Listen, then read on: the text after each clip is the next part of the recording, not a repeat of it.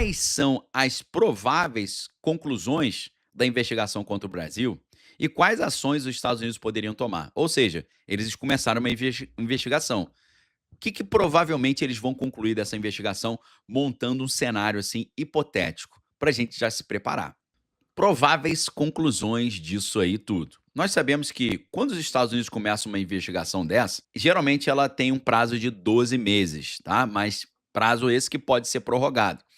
Eles têm audiência pública já marcada para o dia 3 de setembro, ok? Então prestem muita atenção, nós temos 2 deadlines. A gente tem um deadline 1º de agosto. Se o Brasil não estabelecer um acordo com os Estados Unidos, eles vão implementar as tarifas de 50%.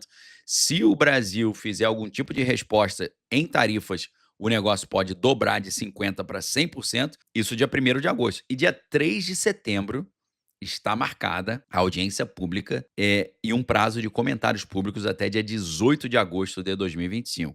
É claro que a conclusão dessa investigação vai depender da capacidade dos Estados Unidos de comprovar práticas brasileiras que eles consideram prejudiciais às empresas americanas.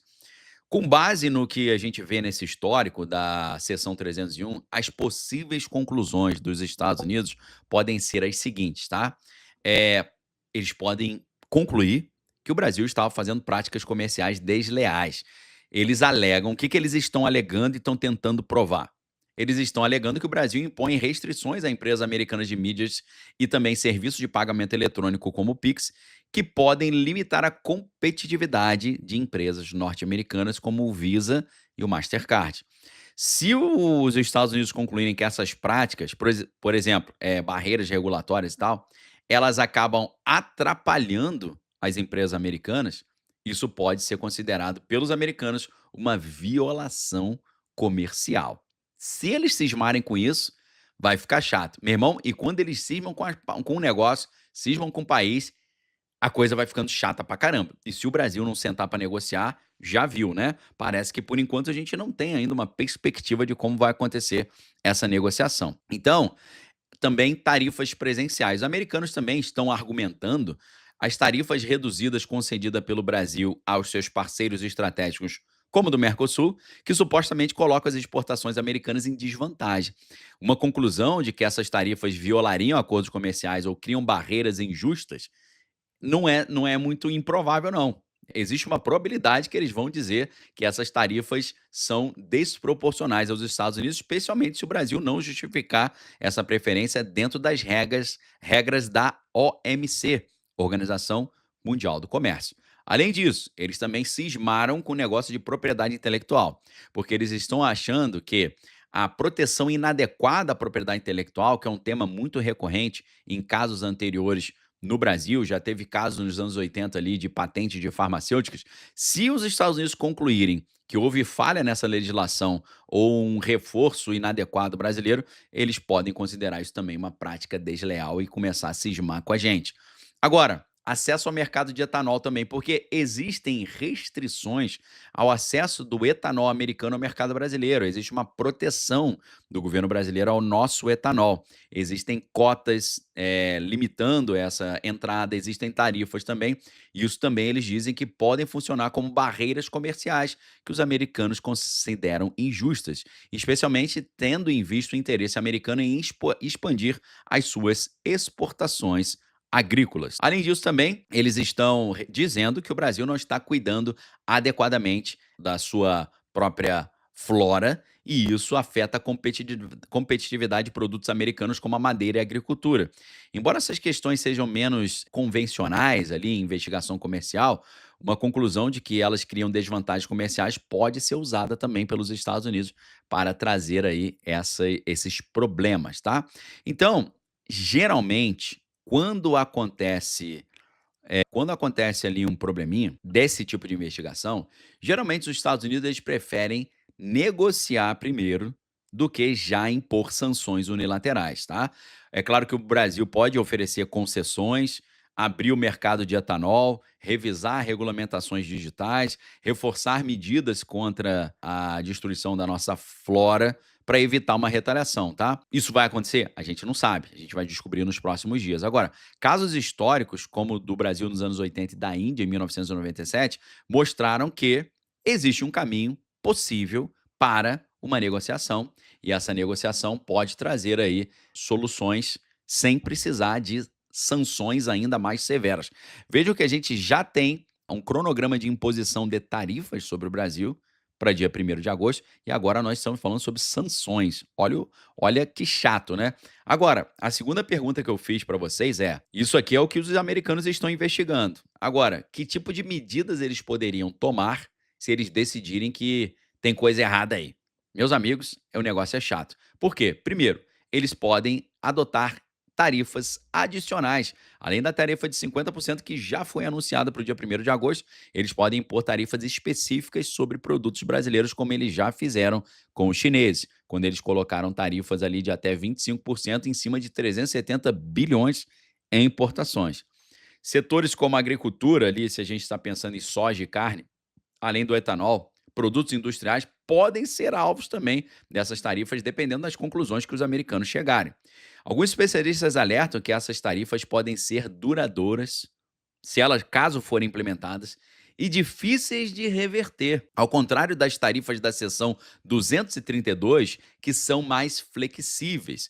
Quando a gente fala nessa seção específica, que é a seção 301, as tarifas são mais definitivas, elas são mais rígidas e fica o negócio mais complicado. Além disso, os americanos podem inventar também restrições quantitativas, ou seja, eles decidirem colocar cotas de importação, limitando a quantidade de produtos ali brasileiros, como o etanol e a carne, que entram nos Estados Unidos, o que obviamente afetaria direto as nossas exportações e teria um impacto sobre nós. Além disso, eles podem até suspender benefícios comerciais. Existe um Sistema Geral de Preferência, que é o SGP, que concede benefício tarifário a países em desenvolvimento. Isso já ocorreu em 1987 devido a disputas sobre patentes farmacêuticas. A suspensão dos SGP pode aumentar muito os custos de exportação para diversos setores brasileiros. Além disso, pensando num pior caso possível, né? Caso extremo, os americanos podem proibir a importação de certos produtos brasileiros, como madeira e produtos agrícolas ligados à destruição da nossa flora. Os Estados Unidos, porém, podem negociar um acordo com o Brasil para acabar com essas práticas ali que eles questionaram ou compensar os americanos, como aconteceu em 1986, no caso do Japão, houve um acordo entre os Estados Unidos e o Japão para os semicondutores. Então, eles chegaram a um acordo. Isso pode incluir um compromisso brasileiro de abrir mercado ou revisar as suas políticas. Agora, essas são as medidas comerciais. Em cima dessa investigação, pode ser que os Estados Unidos encontrem outras coisas que estão para além das medidas comerciais e eles podem trazer ali sanções específicas de pessoas de acessar o sistema financeiro global e outras medidas como impedir aeronaves brasileiras no espaço aéreo americano, bloquear GPS, né? Tudo isso está na mesa, já foi citado. Além disso, se não houver um acordo bilateral, os Estados Unidos podem levar essa disputa direto à OMC, a Organização Mundial do Comércio, e eles podem solicitar um painel de resolução de controvérsia. Isso ocorreu num caso de disputa com a Índia em 1997, quando a OMC decidiu a favor, sabe de quem? Dos Estados Unidos. No entanto, a administração do presidente Donald tem um histórico de preferir ações unilaterais, sem passar pela OMC. Aí fica pior ainda, tá? Então, o que pode influenciar essa decisão? Negociação diplomática, né? Pode ter uma negociação diplomática. Obviamente, tem uma motivação política por trás disso. O Brasil é um parceiro comercial menor para os Estados Unidos, né? Porque as exportações brasileiras para os Estados Unidos representam cerca de 30 bilhões anuais contra 370 bilhões da China, por exemplo. Isso pode limitar a intensidade das sanções, mas também aumenta a vulnerabilidade do Brasil a medidas restritivas. Agora, obviamente, se o governo brasileiro retaliar também com tarifas ou restrições a importações americanas, isso também pode fazer os Estados Unidos aumentarem as suas ações. Agora, diante desse caso que a gente está apresentando, nós temos 3 cenários. A gente tem um cenário ali de resolução na boa, sem sanções. A gente tem um cenário de sanções moderadas e a gente tem um cenário de sanções severas. Agora, fazendo um cálculo, né, pegando aqui 100%, qual é a proporção da chance que a gente tem? Qual é a chance de ter sanções severas, sanções moderadas? Nenhuma sanção. Qual é a maior probabilidade aqui? Meus amigos, eu pergunto para você, deixa a gente fazer essa pergunta. Qual é a maior probabilidade de acontecer segundo os analistas estão pensando? Os analistas estão trabalhando com um cenário de que vai acontecer nenhuma sanção, eles estão trabalhando com um cenário que vai acontecer sanções moderadas, ou eles estão trabalhando com um cenário de que vai acontecer sanções pesadas, severas. O que você acha? Olha só como é que tá. Eu vou falar aqui tem menos chance, aqui tem chance média e aqui tem mais chance, tá? Dentro do que os analistas estão trabalhando, a menor probabilidade, que é uma probabilidade de 20%, é não ter nenhuma sanção, tá?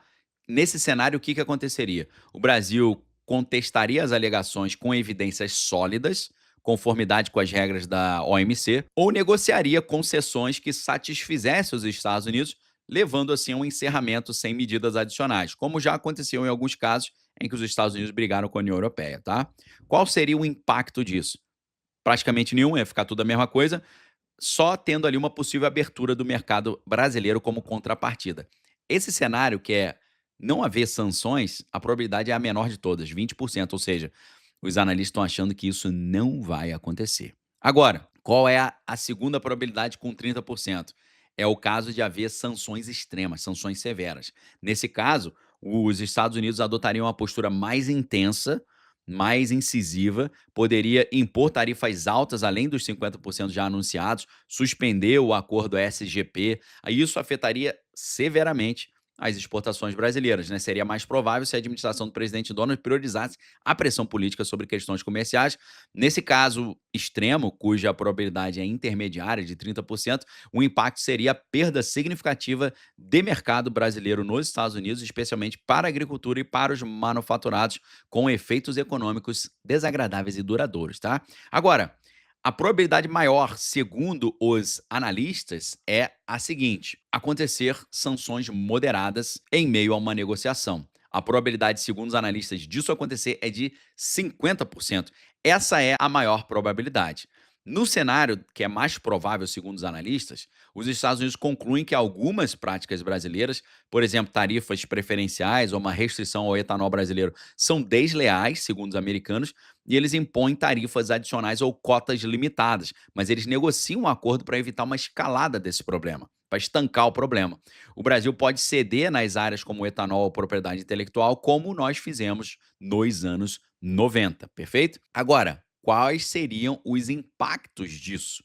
Os impactos disso seriam um aumento no custo da exportação para setores específicos, mas sem ruptura total das relações comerciais. Então, diante de um cenário como esse, a gente pergunta: peraí, se o cenário mais provável é o cenário de sanções moderadas, o que iria acontecer? Não iria acontecer muita coisa. Porém, preste muita atenção. Segundo esse estudo, existe 30% de possibilidade de sanções severas. Não é uma proporção pequena, lembrando que a maior proporção de ser um impacto moderado é de 50%. Mas a probabilidade de sanções severas é de 30%. E a pergunta que eu faço é: naquela estratégia, espere o melhor, mas prepare-se para o pior, e se acontecessem sanções severas, o que iria acontecer conosco?